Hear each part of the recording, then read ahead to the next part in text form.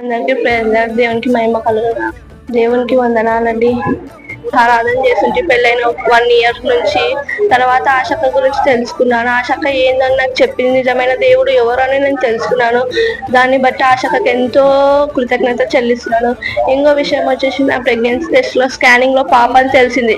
కానీ దేవుడిని నేను ప్రేర్ చేసిన గట్టిగా, దేవా నేను నమ్ముకున్నాను దేవా, నాకు బాబుని దేవా, నాకు ఎవరు లేదు దేవా, నాకు ఫ్యామిలీ సపోర్ట్ లేదని నేను ఎంతో ఆరాధించాను దేవునికి. కానీ నిజమైన దేవుడు నాకు ఎంతో అద్భుతాన్ని చేశాడు, బాబునిచ్చాడు లాస్ట్ టైంలో. కానీ నేను దేవునికి ఎంతో మహిమ కలుగుతున్నాను. కానీ ఇప్పటి నుంచి నిజమైన దేవుడు అని నేను తెలుసుకున్నాను కాబట్టి నేను ఈ స్టేజ్లో ఉన్నా. కేవలం మా అత్త మా మామ సపోర్ట్ చేశారు. తెలుసుకోమంటే నేను వినాను.